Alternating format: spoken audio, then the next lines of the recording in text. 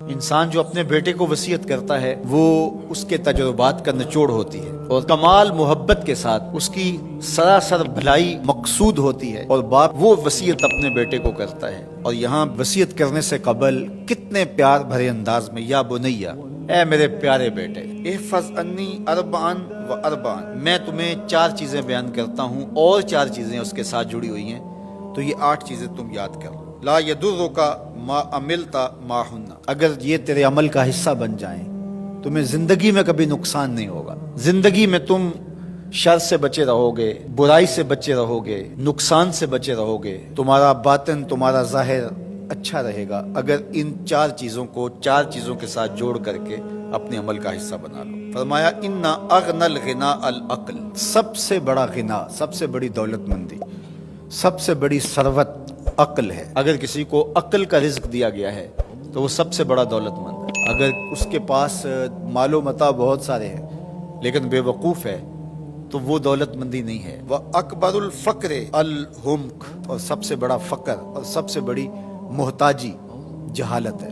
سب سے بڑی دولت مندی عقل ہے، اور سب سے بڑی غربت، سب سے بڑی غریبی اور سب سے بڑا فقر اور محتاجی بے وقوفی ہے۔ وَأَوْحَشَ الْوَحْشَةُ الْعُجْبُ، اور سب سے بڑی وحشت تنہائی عجب ہے، خود پسندی ہے، اپنے آپ کو دیکھنا کہ میں بہت کچھ ہوں۔ جو شخص اپنے آپ کو دیکھتا رہتا ہے اور وقت اپنے آپ کو ہی لوگوں کے سامنے پیش کرتا رہتا ہے بنا سنوار کے، وہ تنہا ہو جاتا ہے۔ لوگ اس کی ان خوبیوں کا بھی انکار کر دیتے ہیں جو خوبیاں واقعتاً اس کے اندر موجود ہوتی ہیں۔ اگر پاؤ ہے تو اپنے آپ کو سیر نہ بتاؤ، لوگ پاؤ کا بھی انکار کر دیں گے۔ تو جو جس حالت میں ہو وہی حالت لوگوں کے سامنے ہونی چاہیے، بلکہ اس سے اگر کم ہو۔ شیخ سعدی نے ایک بڑی خوبصورت بات لکھی کہ تم برے ہو لوگ تجھے نیک سمجھیں یہ بری بات ہے، لیکن تم نیک ہو اور لوگ تجھے برا سمجھیں تو کوئی فرق نہیں پڑتا، تم اللہ کی نظر میں نیک ہو۔ اس لیے تم اگر سیر ہو اور لوگ تمہیں پاؤ سمجھے تو کوئی فرق نہیں پڑتا، لیکن اگر تم اپنے آپ کو پیش کر رہے ہو تو لوگ تمہاری اس حیثیت کا بھی انکار کر دیں گے جو تمہیں حاصل ہے۔ وَأَكْرَمُ الْحَسَبِ حُسْنُ الْخُلُقِ، سب سے اچھا جو حسب و نسب ہے وہ کیا ہے؟ میں فلاں ہوتا ہوں، میں فلاں ہوتا ہوں، میں فلاں کا بیٹا ہوں، فلاں قبیلے سے میرا تعلق ہے، میرا باپ بڑا امیر کبیر تھا۔ اپنا حسب نامہ اس طرح لوگ پیش کرتے ہیں، مجھے جانتے ہو کہ میں فلاں ابن فلاں ہوں۔ سیدنا علی المرتضیٰ فرماتے ہیں بہترین جو حسب ہے جو آپ پیش کرتے ہیں وہ کیا ہے؟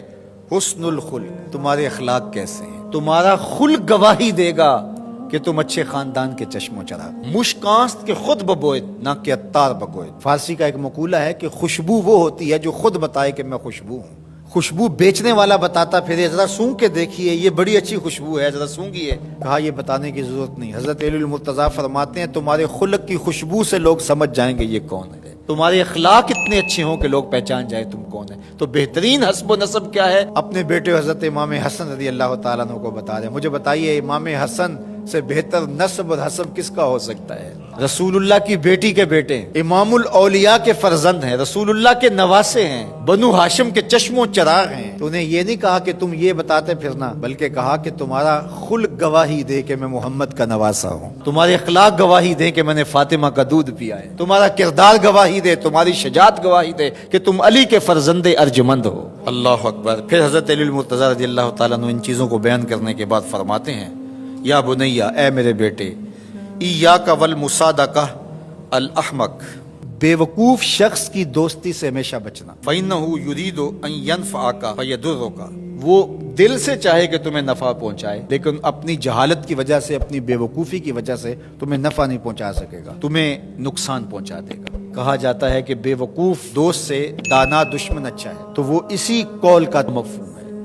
آپ نے اپنے بیٹے حسن کو یہ نصیحت کی، یہ نصیحت پلے باندھنے، اور کبھی بھی جاہل اور بے وقوف سے دوستی نہ رکھیں، اس سے رویہ اچھا رکھیں، سلوک اچھا کریں، اس کے لیے خیر کا ذریعہ بنیں۔ آپ یہ مطلب نہیں کہ بے وقوف کو آپ سلام بھی نہ کریں، لیکن دوستی اعتماد آپ اس پہ نہیں کر سکتے۔ وَإِيَّاكَ وَمُصَادِقَةَ الْبَخِيلِ، اور بخیل سے کبھی بھی دوستی نہ لگانا۔ فَإِنَّهُ يَبْعُدُ عَنْكَ أَحْوَجَ مَا تَكُونُ إِلَيْهِ، اس لیے کہ جب تجھے انتہائی ضرورت کا وقت آئے گا تو وہ تجھ سے دور ہٹ جائے گا، اور تو اس پہ توقع لگائے ہوئے ہوگا کہ میرا دوست ہے اور اوکھے ویلے میرے کام آئے گا، لیکن اوکھے ویلے وہ کام نہیں آئے گا۔ تو بخیل سے دوستی کا ربط نہیں رکھنا۔ وَإِيَّاكَ وَمُصَادَقَةَ الْفَاجِرِ، بدکار شخص سے کبھی دوستی نہ رکھ، برے شخص سے کبھی دوستی کا رشتہ نہ جوڑنا.